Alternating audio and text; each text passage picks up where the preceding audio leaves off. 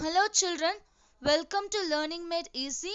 This is the second video on tenses, and in this video we're gonna learn past tense and the four subdivisions under past tense. Let's start children. What is past tense? Past tense is used to denote an action which started and which ended in the past itself. Look at the examples given here. She bought a car. They were cleaning their house. These two sentences denote actions which happened in the past and they don't have any connection with the present. Like in present tense, we have four subdivisions in past tense also. Simple past tense, past continuous tense, past perfect tense and past perfect continuous tense. Let's start learning simple past tense. Simple past tense is used to denote actions which happened at a particular time in the past, at a definite time. Mostly, these are the words used with simple past tense sentences. Yesterday, last night, a month ago, last week, yesterday afternoon, etc. This means that the time is particular, but the action got over in past time. So children, let me emphasize again, when do we use simple past tense? Simple past tense is used for a past action, especially when we know the time it happened. Look at the examples given here. We walked to the park just now. The action is over. At the same time, the time is also clear. We walked to the park. The walking action is over and the action got over just now. The time is clear. We went to the bird park last Saturday. Again, the time is also clear. Last Saturday. I jogged yesterday. Again, time is clear. Yesterday. The action got over yesterday. Now children, let's learn how to frame sentences in simple past tense. To form simple past tense, the verb should be used in did form. What is did form? Adding ed or d or ied with the verb. Children, most of the verbs can be changed into did form by just adding ed. Look at the examples. Walk becomes walked, play becomes played. But words ending with e already, like in the example given here, like move, you don't have to add ed, you have to add just d. And to change words ending with y into did form, you have to remove the y in the word at the end and you have to add ied. Like carry changes into carried, study changes into studied. Children, some words ending with single consonant at the end, like plan. N is a consonant. There is only one consonant at the end. For such words, you have to double the consonant and then you have to add ed. Children, verbs that take did form in these methods are called as regular verbs. So children, we have irregular forms of verbs also, and such verbs take did form in a different way. The verb go becomes went in did form. Likewise, eat becomes ate in did form and do becomes did. Children, instead of adding ed or ied or d, here we are changing the whole word altogether. That's why they are called as irregular verbs. Children, when you say I went to the park, it means the sentence is in positive. Likewise, when you say I ate the cake, the sentence is in positive. How to make these sentences into negative form? Let's learn that in the next slide, children. Children, this is how you have to form the negative form in simple past. You have to write the subject and then you have to write the auxiliary did not, and the short form for did not is didn't. And the verb should be in base form, children. So remember, in negative statement, you need not add ed, ied or d. So this is how the negative sentences in simple past should be. I did not study. You did not work. He did not come. She didn't play. You can use the short form didn't also, children. Children, if you wish, you can pause the video and take down the examples. Children, to frame question, this is the formula.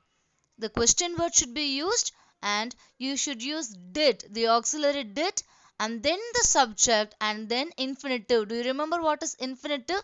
The verb in base form. You don't have to add anything. Remember children, in negative statement and in questions, you should not change the form of the verb. The verb should be in infinitive form. That means the base form. Look at the examples. What did you do last night? Do is the infinitive form of do. When did you meet? Again here, meet has not been changed into met because it is a question. When did you meet Dave? It is not where did you hide the cake, it is where did you hide the cake. Don't change the form, children. Who did you talk is wrong. Who did you talk to this morning? So talk is also used in infinitive form, base form. Children, you can also ask yes or no questions like, did you go to school yesterday? Did you meet Dave yesterday? The next division under past tense we're gonna learn is past continuous tense. Look at the example given here. The detective was investigating at 6 o'clock yesterday. Children, we are speaking about a particular action which happened at a particular time. The action was actually continuing at a particular time, going on at a particular time in past. To denote such actions only we use past continuous tense. Understand the definition, children. This tense, past continuous tense, describes an action that was in progress at some point in the past. An action that was going on in the past time. Look at the examples, children.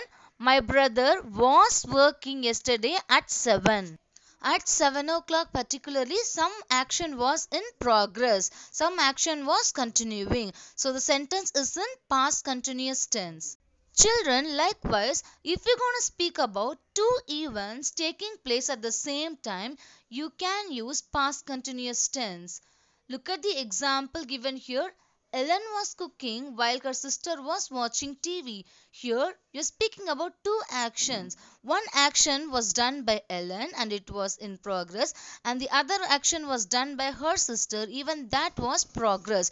Both the actions were continuing. So you can state both the actions in a sentence using past continuous tense. So Ellen was cooking. It is also in past continuous tense. Her sister was watching. Even that was in past continuous tense. So how to frame sentences in past continuous tense? Children, you have to write the subject and then past tense be verbs. Do you remember what are past tense be verbs? Was and were. You can use was or were according to the subject. For I, it should be was. For he, she, it singular, you can use was. For you, we, they, plural, you should use were. And then you should use main verbs like walk, play, sing, dance, listen. But these verbs should be added with ing. So it becomes like listening, dancing, reading. And then you can add the extra words there. So look at the examples given here. I was listening to music. Children, remember, for you, we, they, you should use were plus verb plus ing. You were dancing happily. We were dancing happily. They were dancing happily. For he, she, it is was. You should use was with he, she, it singular. So the examples are given here like he was reading. She was reading. Children, now let's learn how to form negative and interrogative statements in past continuous tense. Now, look at the examples given here. I was playing. I was playing is a positive sentence, an affirmative sentence, and the negative form is I wasn't playing. Children, remember, was not is negative and the short form for was not is wasn't. Likewise, you were playing. The negative is you weren't playing. You were not playing. So, negative is were not and the short form is weren't. Children, don't forget for he, she, it, singular and I, you should use was not, wasn't.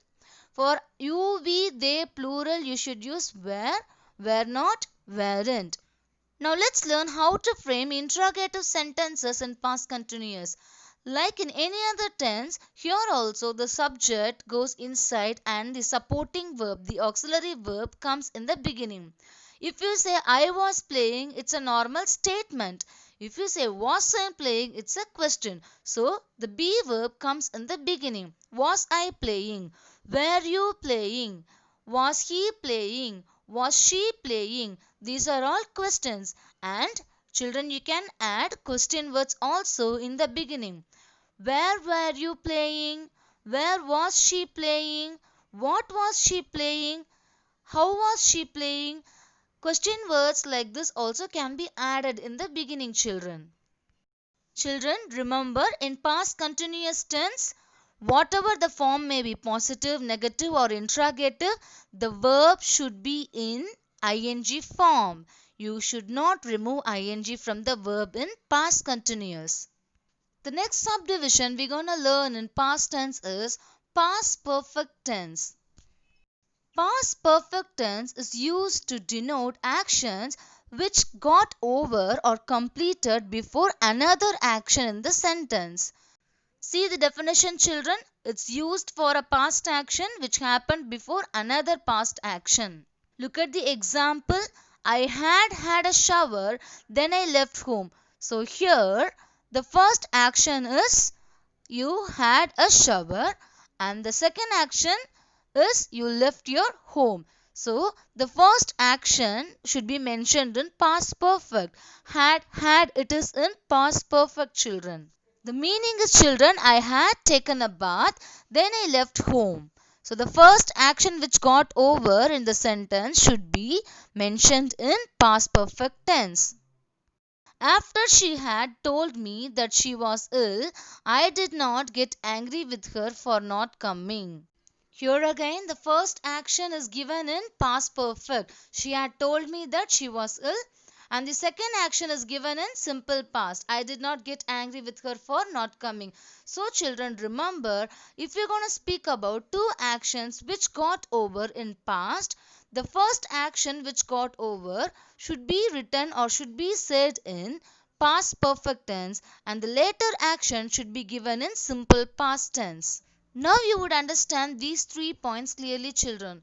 Past perfect tense is used when you're going to speak about two actions happened in the past, and the first action should be used in past perfect tense and the second action should be denoted in simple past tense. Children, now let's learn how to frame sentences in past perfect tense. It's that easy, children. Past perfect tense is framed by adding had with the subject and then the verb should be in V3 form. What is V3 form? Past participle form. Look at the examples, children. For all the subjects, we're going to use had and then V3. I had worked. She had worked. They had worked. And look at the negative forms. You're just adding not. I had not worked. And the short form is hadn't. The short form for had not is hadn't. They had not worked. You had not worked. These are the examples for affirmative, positive and negative, children. Now look at the interrogative sentences. Had I worked? Had you worked? Had they worked? Had she worked? So children, in this tense also, while making questions, you have to bring the supporting verb had in the beginning and the subject should go next to that. Had I worked? I is the subject. Had is in the beginning. And here also you can add question words like what, when, where, how, children. How had I worked? What had I done? How had she done? Remember, children, let it be affirmative, positive or negative or interrogative. In past perfect tense, the verb should be in V3 form. V3 form is past participle form. Like speak is spoken in V3 and give is given in V3. The last category we're going to learn in past tense is past perfect continuous. Again, children, this tense is going to denote a long duration of action which happened in the past. So you're going to speak about two actions, but one action had been happening for a long duration before the other action. That's how the definition goes. This tense is used to emphasize the duration of an action that was completed before another action or event in the past. So here also you're going to speak about two actions, but one action had been happening for a long duration. Look at the example. She had been driving around the city for 3 hours before she finally found the right office. What is the first action? She had been driving around the city. What is the second action?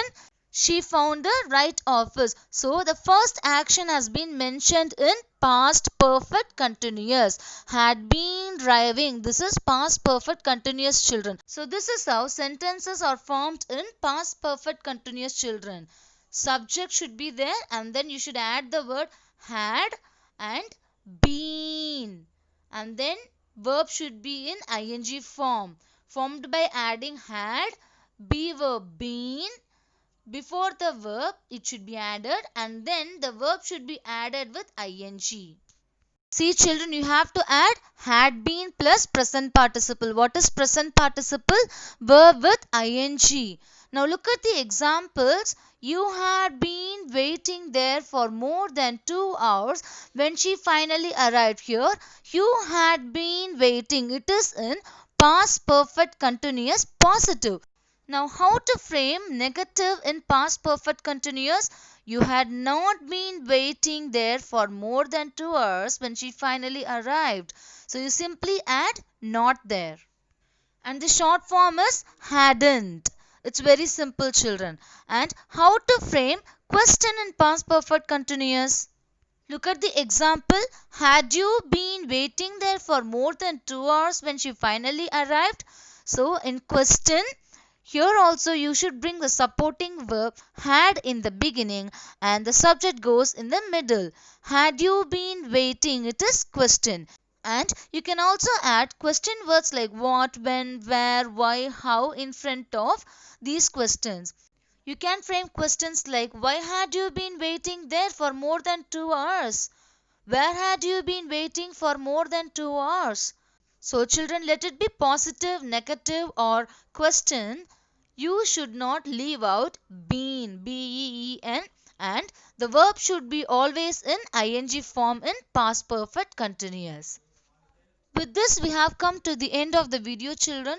I hope you would have understood past tenses clearly. So let's see in the next video on future tenses. Thank you, children.